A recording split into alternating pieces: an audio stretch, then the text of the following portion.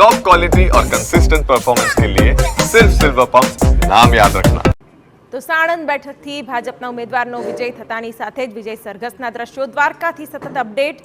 સલાયા નગરપાલિકામાં આમ આદમી પાર્ટીના 8 ઉમેદવાર જીત્યા છે। સલાયા નગરપાલિકામાં આમ આદમી પાર્ટીના સતત જીતના સમાચાર।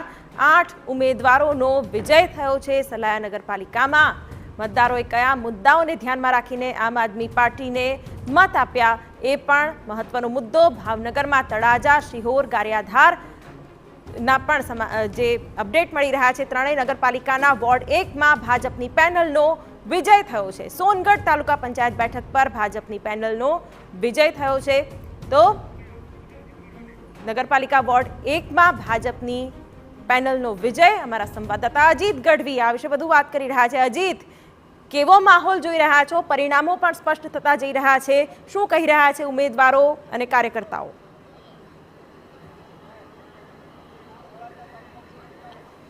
શિવાની, વાત કરવામાં આવે તો સ્થાનિક સ્વરાજ્યની ચૂંટણીમાં પરિણામ ધીરે ધીરે આવી રહ્યું છે, જેમાં ભાવનગર શહેર અને જિલ્લાની જો વાત કરવામાં આવે તો ભાવનગરમાં 3 નગરપાલિકાનું અત્યારે મતગણતરી શરૂ છે।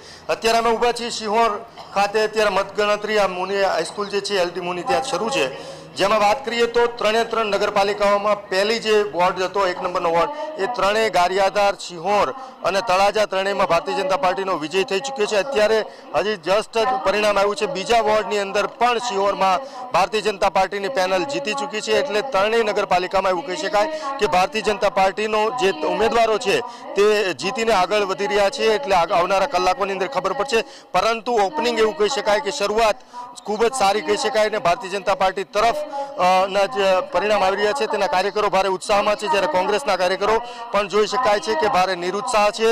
પરિણામ તેના તરફ આવશે કે નહીં તેની રાહ જોઈને બેઠા છે। આ સિવાય જો વાત કરવામાં આવે તો સોનગઢ તાલુકા પંચાયતની એક જે પેટા ચૂંટણી હતી તેની અંદર ભારતીય જનતા પાર્ટીના મહિલા ઉમેદવારનો વિજય થઈ ચૂક્યો છે। આ સિવાય જો વાત કરીએ તો મહાનગરપાલિકા ભાવનગરની એક પેટા ચૂંટણી હતી વોર્ડ નંબર 3ની, જેની અંદર કોંગ્રેસ આગળ છે। આ ભારતીય જનતા પાર્ટી માટે, ભાવનગર શહેર માટે ખૂબ જ ખરાબ કહી શકાય, કારણ કે આ સીટ મને જીતાડવા માટે ભારતીય જનતા પાર્ટીના દિગ્ગજ નેતા કહી શકાય તેવા ધારાસભ્યથી લઈ અને સાંસદ સભ્ય મેદાનમાં ઉતર્યા હતા। જો કે પરિણામ કઈ તરફ જશે તે કહેવું મુશ્કેલ છે, પરંતુ હિંમત મેણિયા કરીને જે ઉમેદવાર છે કોંગ્રેસના તે અત્યારે આગળ વધી રહ્યા છે અને પરિણામ કોંગ્રેસ તરફ જઈ રહ્યું છે। આ સિવાય ભાવનગર જિલ્લાની 3 જે નગરપાલિકામાં ભારતીય જનતા પાર્ટી આગળ છે। આ સિવાય જો વાત કરીએ તો તાલુકા પંચાયતના હવે 3 સીટનું પરિણામ આવવાનું બાકી છે અને મહાનગરપાલિકા ભાવનગરની પેટા ચૂંટણી છે તેના ઉપર સૌ કોઈની નજર છે, કારણ કે ખૂબ જ એવું કહી શકાય કે ભારતીય જનતા પાર્ટી અને કોંગ્રેસ બંને પક્ષો દ્વારા બિલકુલ, તો ભાવનગરના પણ પરિણામો